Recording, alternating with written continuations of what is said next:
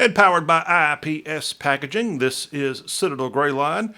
Good to have you back here as we commence another week of discussion on your Citadel Bulldogs. 1-3 on the year. They get blanked at Johnson Hagood Stadium for the second time this season. We're going to break it all down here on this show. And we got Andrew Miller standing by. We got Thomas Scruggs standing by. And we want you to stand by for 30 to 40 minutes of fun discussion on El Cid. We are happy to be with you. We're happy to bring in our sponsors as we have an array of great folks who help us put this show together each week. And those sponsors include IPS Packaging and Automation, Franklin Plumbing and Drain Cleaning, Hood Construction, and Senior Private Shop. We've got a Knob Knowledge question from Senior Private Shop that we'll be getting to in just a few seconds. And so stay tuned for that. We've got a pretty neat little gift pack we're going to send your way. And you know, we couldn't be able to do it primarily because of our primary sponsor. That's why it's packaged by IPS Packaging and Automation, IPS Packaging. You know, they've been doing IPS Packaging. They've been doing the kind of work they do on and off the field for decades. This is a family-owned, Citadel-led powerhouse in the upstate that's been around since 1976. You know, with all the decades they've got in the game, they stand tall as a leader in the packaging product business with automated equipment and top-notch service too. IPS Packaging and Automation, they do a great job in the whole processes of all kinds of businesses across the good old U.S. of A.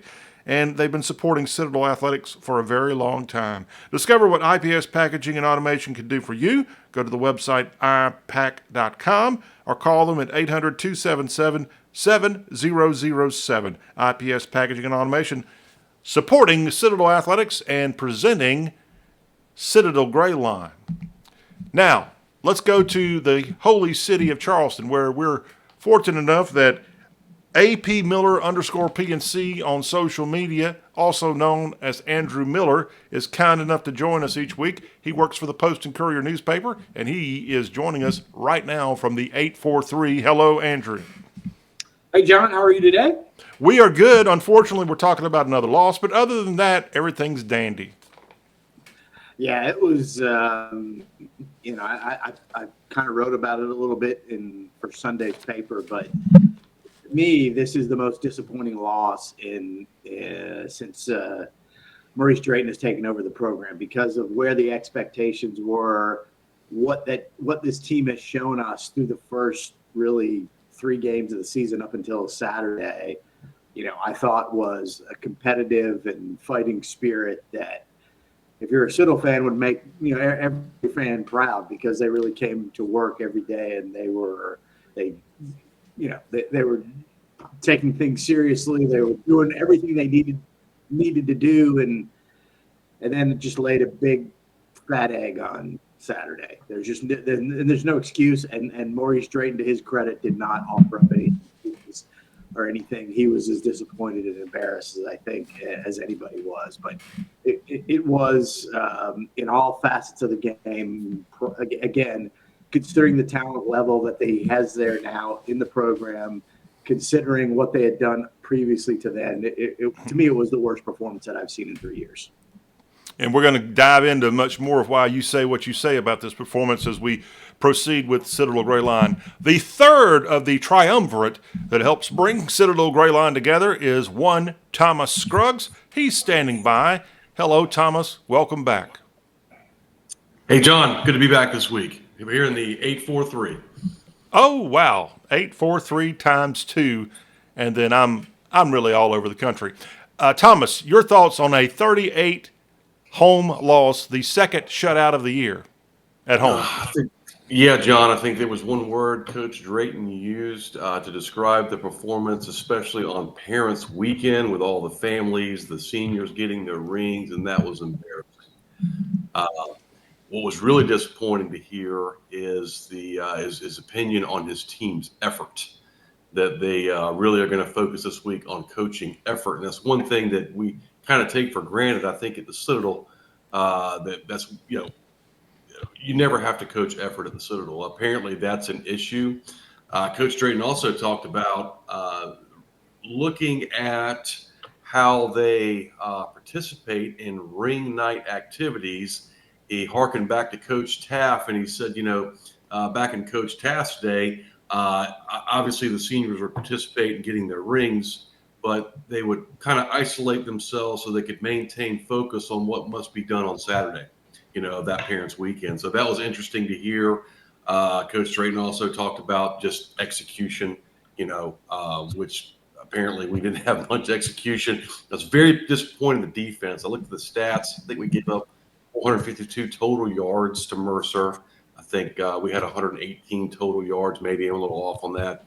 But just, laying an egg at home, we haven't scored any points this year. Now, yeah, two very quality opponents, but to not score any points at home is just, it's unacceptable to the fan base, to the alumni, and to Coach Drayton and his staff. So we got to make some tweaks, maybe make some personnel changes, some scheme changes, moving forward to see what we can do to get some points on the board.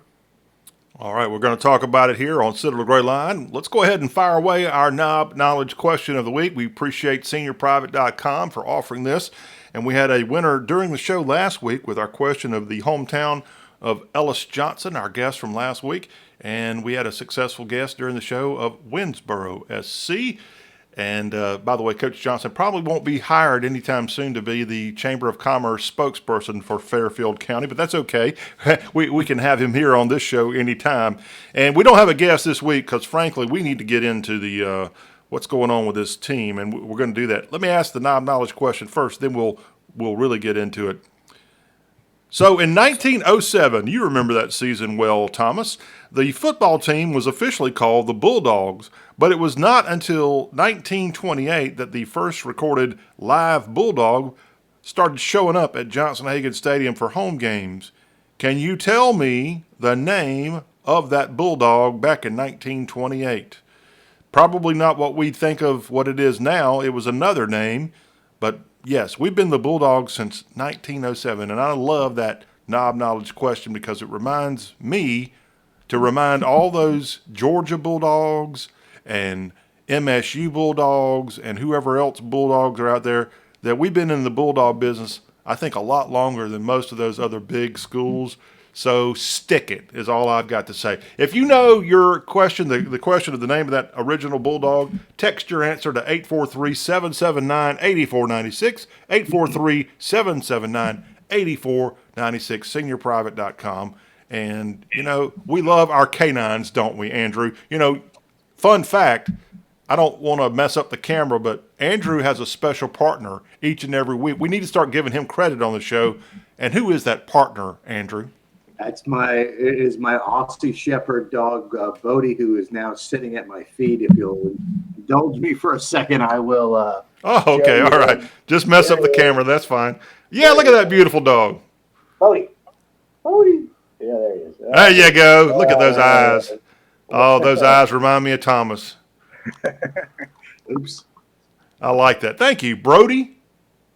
Bodie, Bodhi. And that name comes from from the infamous movie, whose now name escapes me. I hate getting old because I can't remember stuff. The Patrick Swayze character in Point Break. There it is. Okay.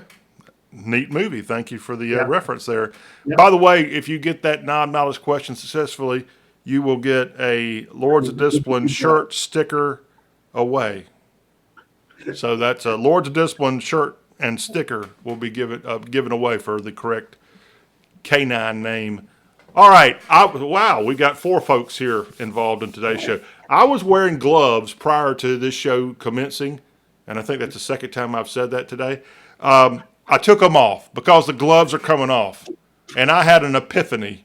Hopefully you know what that word means, Thomas. I had an epiphany as that game went on Saturday that, yes, I'm upset about the game. I'm upset about maybe the bright light headed our way here in 2025, and I don't think it's our future. I think it's a train heading our way for this football team. Hopefully I'm wrong. But it's really a culmination, Andrew and Thomas, of the fact that we're now aiming for mediocre seasons at the Citadel. It seems like the best we can get over this last decade is a mediocre 5-7, 6-6 type season. And we don't have fun seasons. We don't have championship almost, not even winning, but even in the discussion. And that really wears on you. That gets old. And it's not just the Drayton era. We can go back to the Brent Thompson era too and mix it all together. It really is not, it gets to be where it's just not fun. Help me out, Andrew. Well, I think you have to look at where college athletics is, where the Citadel is kind of in that hierarchy. And what is, kind of what's the goal? What's the goal of your program? Right now, under this current administration, I don't think they're very interested in having championship level teams. They might say that, but I don't believe it. I'm not talking about the athletic department. I'm talking about the higher ups. I don't think they're interested in having championship level teams. And until they are, I don't think you're going to have championship level teams. And that's going to, incorporate hiring the right coaches and then giving those coaches the resources that they need to compete within the Southern Conference and ultimately the FCS in football and then, in basketball and baseball and whatever. But until the Citadel embraces the current climate of college athletics, I think that's what you're going to continue to get is kind of mediocre results. And I don't see that changing, again, unless the administration gets serious and they say, hey, we want to be, champions, or we want to play at a championship level. So I think that's where it starts. I do think that Art Chase, the athletic director, I think he's come in, he's been a breath of fresh air. I agree with him that you have 3 coaches right now in the program that can deliver those things, but you just got to give them the tools to be able to do it. Thomas, I know you're sitting there chomping at the bit. Well, you're correct, John. It gets old. Every week you talk about a loss and not being competitive. And I guess my question is, where do those resources come from? It's easy to say that, we're not committed. But it's not like the Brigadier Foundation's not out there asking for money every day. So I don't know what the answer is. I can't fill in that blank, how we get from the current resources to where we need to be to get back to competing for SoCon championships. I just don't know. Yeah, I guess I can just sit here and complain and wish it was 2016 again. Yeah. But I don't know the answer to that. I really don't. I had to fill Thomas in our weekend discussion, post-game discussion of the Citadel 38-0 loss to Mercer, that I know it's bad at the Citadel. I know the future doesn't look too bright. But the Citadel actually, and back me up on this, Andrew, is at least mediocre in terms of money and resources and fan support, maybe even better than mediocre on all the stuff besides winning. Am I right on that? Well, I think you're right as far as as far as attendance goes. I believe you're 100% right about that. I think at football games, they are among the leaders, if not the leader, in attendance at for football games. So yeah, they have the support from them, but that support only can go so far. When other teams are bringing in 48. Transfers, and I don't want to go down in those weeds because I know where you guys stand on that. And when they're providing NIL dollars, when they're paying these guys to play, which is the way it is now, and you cannot put the genie back in the bottle there. That's the way it is. So and until they kind of embrace those things, then I think this is the result that you're going to get. Now, I do believe that Maurice Drayton is doing a really good job. From everyone that I've talked to, the level of the athlete that he's bringing in now is higher than it has been in previous years. So again, and I know Thomas hates to hear this, got to be a little bit patient, got to develop guys. But I go back to last year. Last year they had a 5th year, or was he a 6th year, senior quarterback, and look at the results. They were vastly different from the year before, better than they were so far this year. It's why that position is so crucial and why they're struggling so much offensively, at least this year, is their quarterback play. Not that Kobe Thompson, I don't think, is a tremendous talent. I think he's a tremendous talent. I think he's the quarterback of the future. But he's only, 4 or 5 games into his college career, because he didn't really play all that much at the end of last season. So, people are going to when you develop him, I guarantee you he's going to be a good player in the Southern Conference. And as Coach Drayton said a couple weeks ago, he's going to get teams fits. You just got to let him develop a little bit. And that's going to take time. The only way you get that is to playing games. So, John, as a follow-up, too, I think, the fan base, I don't think our focus should be, can we be competitive with North Dakota State? Can we be competitive with Campbell? They're in a different sphere than us as far as transfers in and out, the talent they can get. But I think it's reasonable to expect us to be competitive in every Southern Conference game with the level of resources we have currently, with the coaches we have, the players we have. We as a fan base should expect that every year, to be competitive in the SoCon. And to come out and just get blank 38-0 at home, that's unacceptable.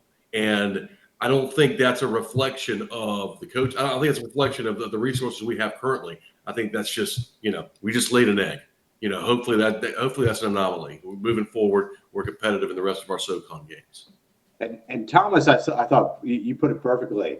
What Drayton was most upset about was the effort. And one of the things he talked about in the press conference yesterday was that, Pete Carroll told him that you have to coach effort, which and Maurice Drayton said when he first heard that, he was like, what are you talking about? And I'm kind of like with Maurice Drayton, what are you talking about? That should be just instinctive. You should just want to give your maximum effort if you're playing at the D1 level, if you're playing for the Citadel, if you're putting on that uniform, because you take pride in what you do, right? And I think that was the most disturbing thing to him.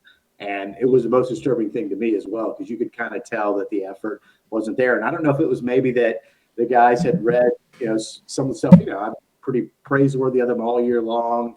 I really think that they've done, I really felt they took a real step forward in those first three games, even though they were only 1-2 after those first three games. I really saw some improvement, and then they just took like 5 steps back against Mercer, and a lot of it had to do with effort. I think this is a critical game against Chattanooga coming up on Saturday. Not so much the result, but are we going to see the effort? Are we going to see the competitive fighting spirit that we've seen from them in the first 3 games of the season? And let's hope we see that instead of what we saw on Saturday against Mercer. Well, we got a lot more to say about this game and more, but let me take a moment to tell you about Franklin Plumbing and Drain Cleaning. This is a Columbia area-based company that offers a full-service plumbing, gas, drain option for you. Expert service available 8 to 5 Monday through Friday. If you go to the website franklinplumbingse.com, you'll get a $250 off sewer replacement coupon there available. Again, call them if you need to set something up. Great people, Citadel-led company, 803-761-0167. Franklin Plumbing and Drain Cleaning, doing a great job. And go there, Franklin Plumbing SC, and learn more about how they can help you out. Because I can tell you, if you are in need of Franklin Plumbing and Drain Cleaning services, you don't have time to mess around. You want to get that done. And while we're talking about messing around, Thomas, real quick, tilt your camera down a little bit more. We want to see less of the roof and more of your beautiful face. All right, good. Now we can show off that beautiful noggin. There it is, right there. All right. I have a lot of time to think about Citadel athletics when we're not on the air. And call me crazy for this crazy thing that came to me in a dream. But do you think there's a chance that the Citadel, based on another FCS league and its apparent success here this year, that would be Presbyterian.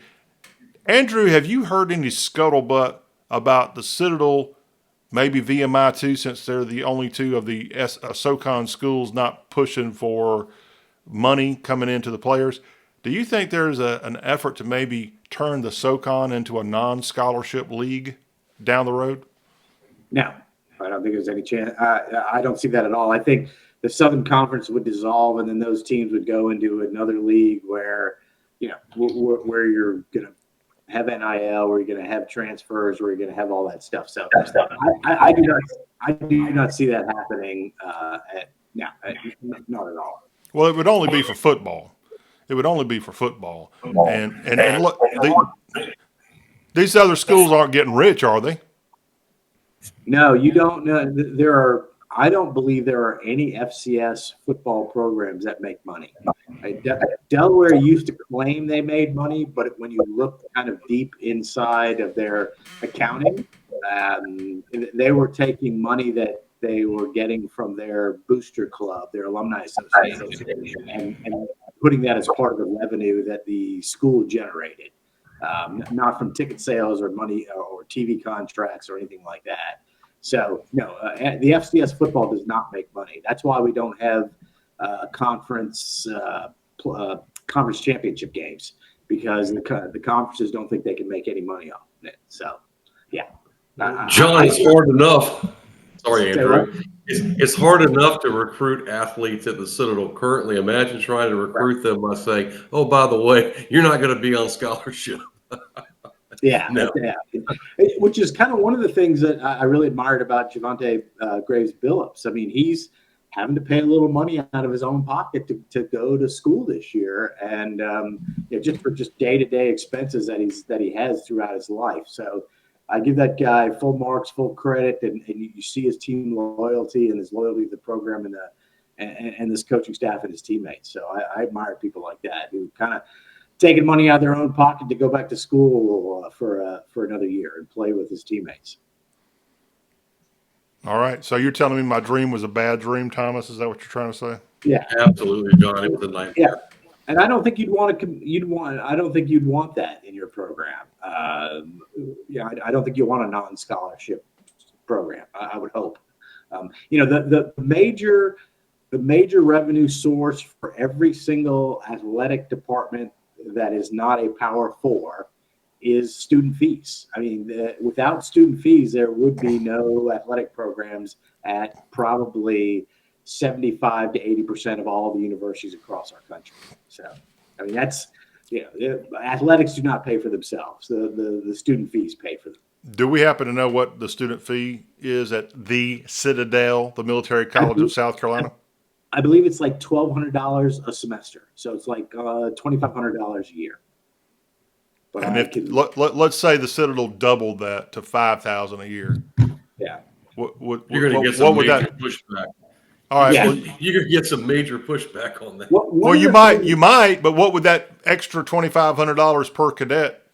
What would that $5 offer? million, roughly $5 million. Yeah, what would they do with it? Athletic fees bring in about $5 million. One of the things they've talked about is actually doing those student athletic fees towards the graduate program, and I don't think they charge an athletic fee for the graduates or the day students, the non-military, the non-cadets.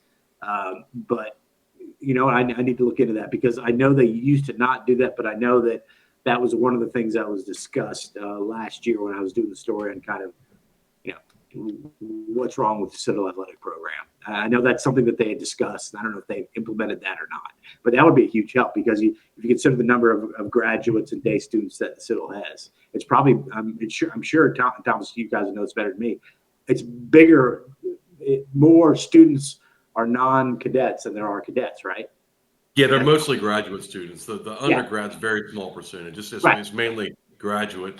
And I mean, rough numbers, I mean, you could bring in an extra $750 million a year if you only charge, say, $500, per graduate student. Right. So that's important, when your budget's only $5 million from the core cadets. And I'll contrast that with the College of Charleston. I think their student athletic fees are about the same, but then they have 12,000 students, so that makes a huge difference. Yeah. That's why he has a $12 to $15 million budget over the a couple of blocks down the road.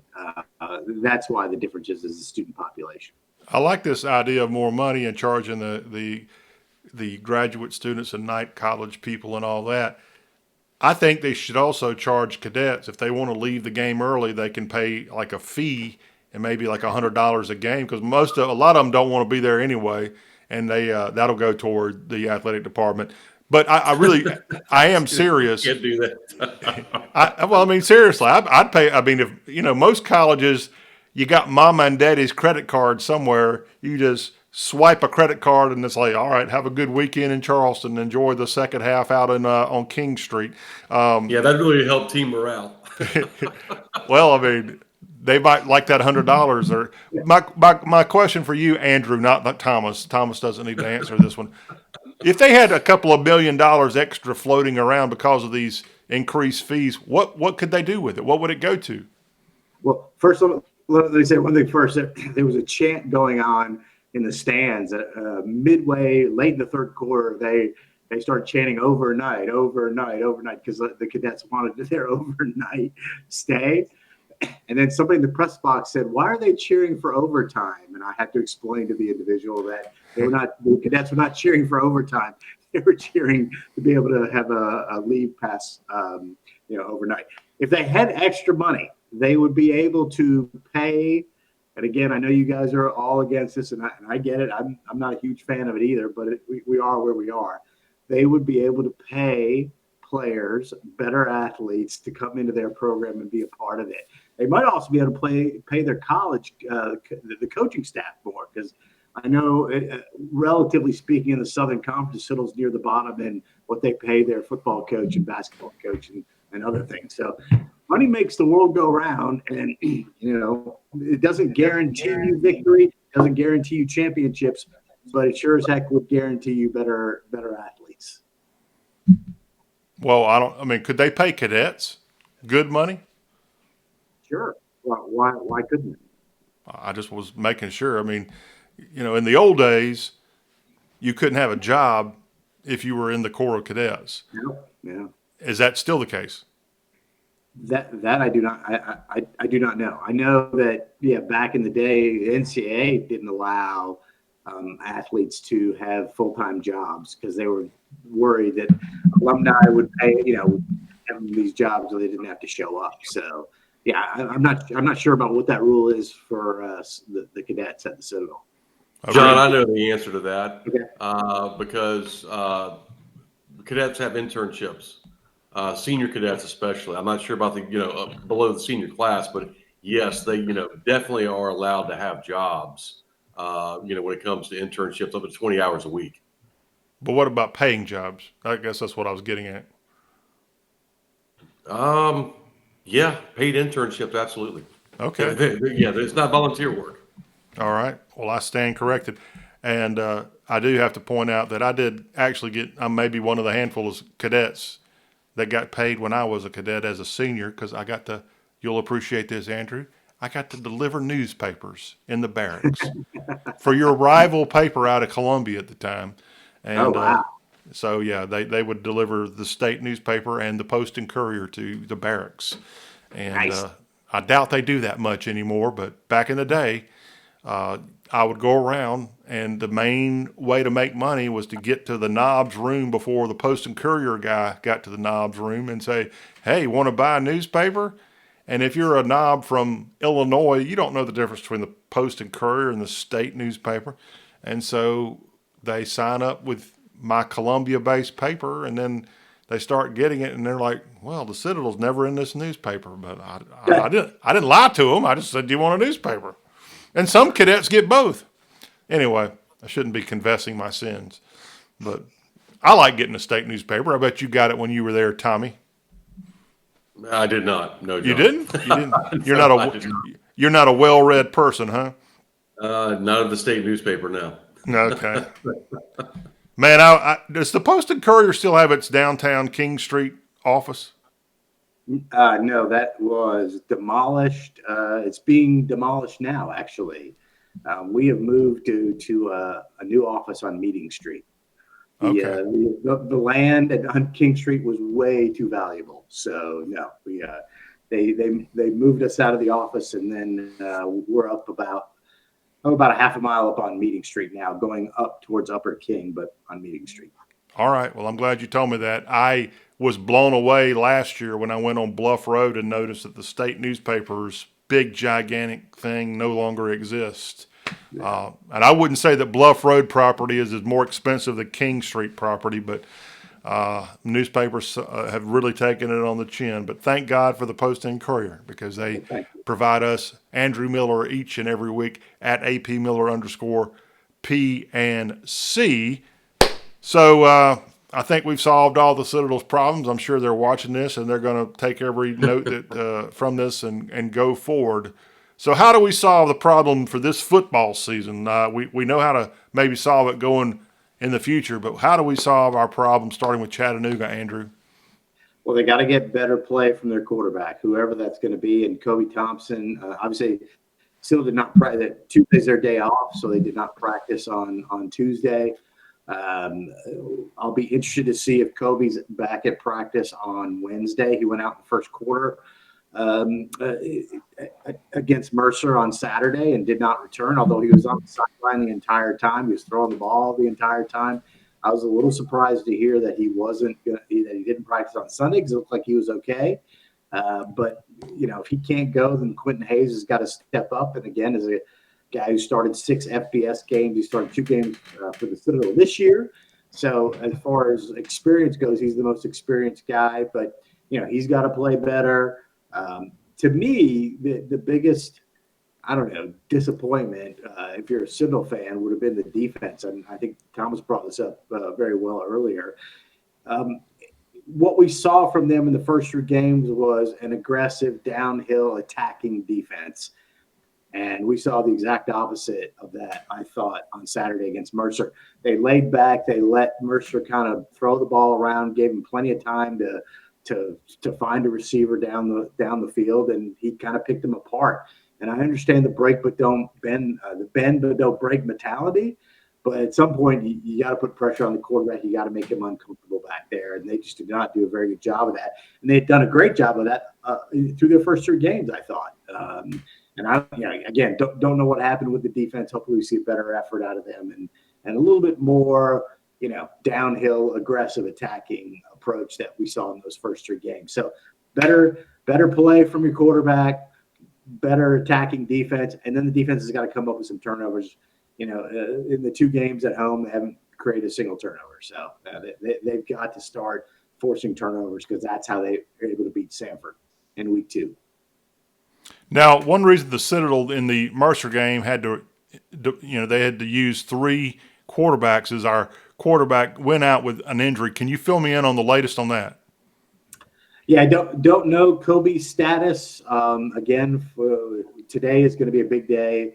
If he's going to get out there, I think they practice at 4:15, 4:30 today, so I'll have a better idea then. But yeah, unless he's coming back, Quentin Hayes is going to be our starting quarterback. I don't think it's too serious with Kobe. I thought it was a concussion. Again, has not been confirmed by anyone at the Citadel, but that was what my assumption was because of the play that happened on the sideline when he got hit. So, but again, could be wrong. I haven't got that confirmed yet.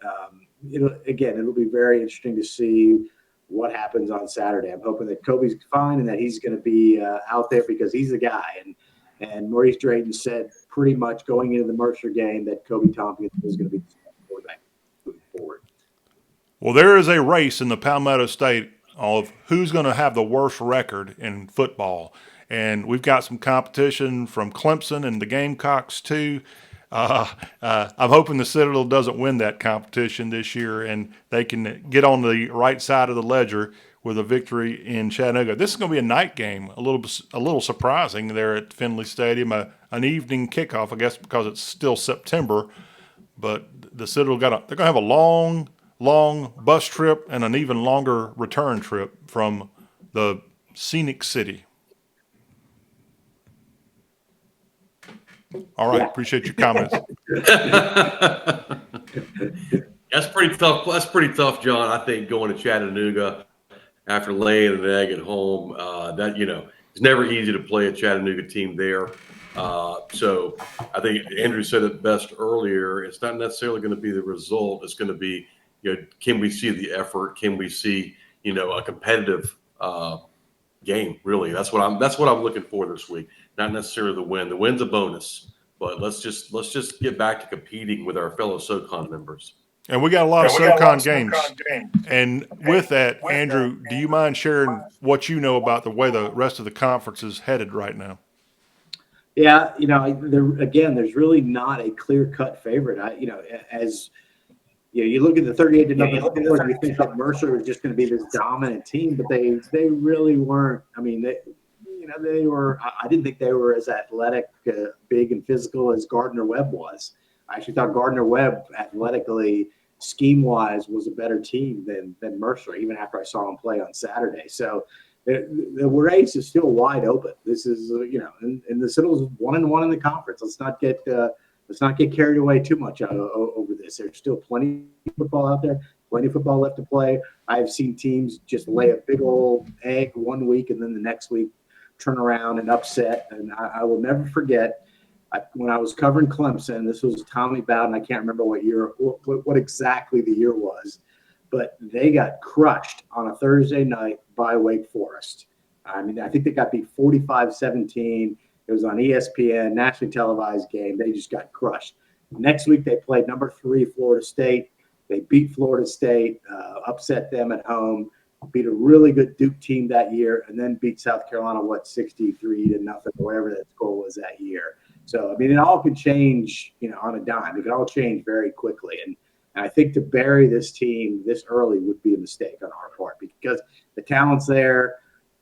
I see the effort. I saw the effort and the competitiveness through the first 3 games.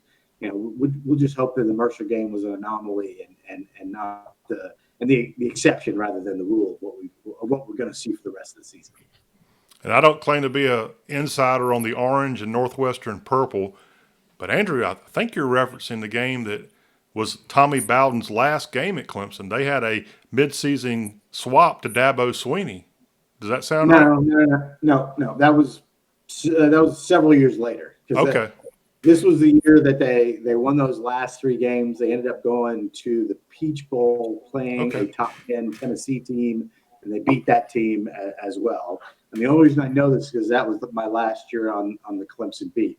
Okay. And not the funny thing, but this was back when the State and the Anderson paper and Greenville and us and Charlotte covered Clemson, on a day-to-day basis. And as we're walking down to the press conference, and by this point, everybody knew that I was going to be off the beat for the next year because they wanted the beat writer to move from Charleston to live in Clemson. There's no way I was leaving Charleston to go live in Clemson. So they had to go out and find somebody else to do that job. And as we're walking down for the post-game press conference, all the other beat writers goes, "All right, Miller, you got to ask the question, do you think you're going to keep your job?" to Tommy Bowden. They kind of elected me, and I'm like, "Why me?" And he goes, "Because you're not going to be on the beat next year, so he won't hold a grudge against you." And so sure enough, I had to ask that question in the press conference that day. It was kind of like my media duty, veteran media duty job right there. So that's a season I won't forget. And then Tommy Bowden ends up being the coach of the year in the ACC. So crazy stuff happens sometimes. Well, you've covered it all in the Palmetto State. You ripped up I-20 and 26 and all the other highways of the state for sure. You know those roads well. All right, well, the road to a victory for Coach Maurice Drayton and the Dogs is 26-20 to Atlanta, I guess, and up. They got to get this victory and move to 2-1 in the Southern Conference. Andrew, any other athletics goings on that we need to know about before we say goodbye for the week? Well, next week, the Charlotte Hornets are coming to the Citadel. They're going to be working out at the Citadel next week. And then the Charlotte Hornets will play the OKC Thunder, the defending NBA champions at the North Charleston Coliseum, not this Sunday night, but next Sunday night, October the 5th. So I'll be down at the McAllister Field House writing a little bit about the Charlotte Hornets next week, who are holding at least a part of their preseason camp at the Citadel. And Thomas, can you tell me the Hornets' first round, their top draft pick in the NBA draft? I think he went number 5. No, John, I stopped following the NBA when Larry and Magic and Michael Jordan left the league. So I'm sorry. That would be a guy from a team that you probably don't like too much, Duke University's Con Knippel. Yeah, I can't stand Duke. So is with the Hornets now. So should be fun. Do you know how ticket sales are going for that game in North Charleston? I have not, but that's something that I am going to look into. The last time they had an exhibition game at the North Charleston Coliseum, I believe, was Cleveland, when Cleveland had Shaq and LeBron, and it sold out. So I'm assuming we'll get something similar, but who knows? I mean, OKC, while they're the defending champions, they're not really a household brand, a brand that everybody knows unless you're an NBA fan. Well, hopefully this NBA exhibition game there in North Charleston won't be the most exciting basketball game played in Charleston County over the next few months. We're hoping for some excitement coming from McAllister Fieldhouse and games that matter instead of exhibition games in the NBA. But I guess Coach Conroy's troops are getting ready to start practice if they haven't already. Yeah, you can. I think you can hold 1 or 2 practices every week, and I've been to one. I would expect. I don't want to say anything. I don't want to jinx anything, but I think we're going to see some better results this year than we did last year. I'm also seeing, not that you're an expert on this sport, but I'm seeing a lot of stuff on at least YouTube of the Citadel soccer team. They are doing good jobs of interviewing isn't he from Ireland, our coach or something like that? He's got that Siren, I can't pronounce his last name, but I like watching his post-match interviews.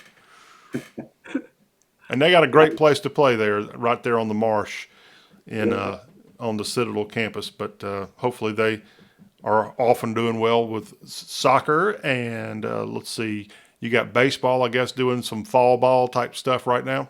Yep, they got Air Forces. I think Air Force is coming to town in Coastal Carolina. They'll be the 2 fall games that they play. So anytime you can get Coastal in there, again, one of the elite programs in the country, always a good thing. And I know Russell very high on the team and the guys he's got right now. All right.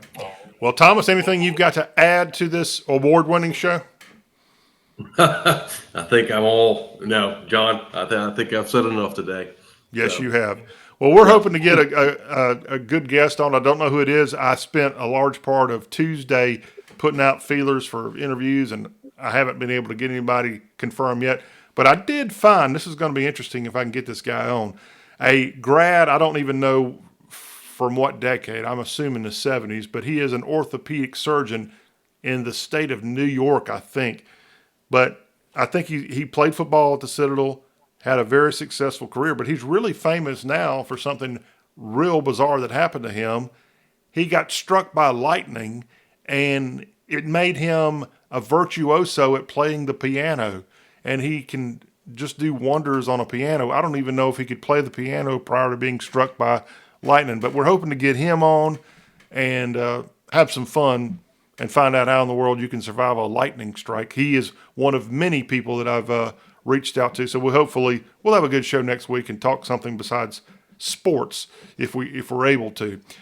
Both of you guys have a wonderful week. Let me remind you, though, before we get out of here, that this show was built in part by Hood Construction. Thomas, you know a little bit about Hood. What all's Hood got going on in the Palmetto State right now? John, we've got a lot, all the way from the PD down to the Low Country, obviously in Columbia, all the way up to Rock Hill. Just higher ed, K to 12, commercial buildings. So yeah, we're pretty busy. Always looking for good talent as well. And Hood Construction's, they're a full service construction company, and they do a great job managing their construction projects. For 39 years, they've been working on stuff in the state of North Carolina, South Carolina, and Georgia. They take a holistic approach to their clients' business, and they have these objectives that they do in order to find the best value solutions. HoodConstruction.com is a website. Go find out if you need something built. Maybe they can help you out. Check it out there, Hood Construction. Andrew, you have yourself a wonderful week. We look forward to getting your recap when we get back together next week. See you guys next week. All right. And Thomas, same to you. See you, John. All right. And I appreciate all of you checking us out. Again, podcast is available. All you have to do to go to listen to the audio podcast is go into iTunes, Spotify, more. You can find our great show listed there, Citadel Grayline. And then the video podcast, in addition to being on Facebook Live at the Citadel Grayline Facebook page, you can find us on YouTube. And we get a lot of viewers who tune in via YouTube on their own time, whenever they're convenient. When it's convenient for them to watch our program. So however you get it, we appreciate you being on with us each and every week. We'll see you back here next week for the UTC recap, and I think we got an open week, so we'll have a little extra time we can catch our breath. Thanks for tuning in, Citadel Grayline, and fall out, y'all.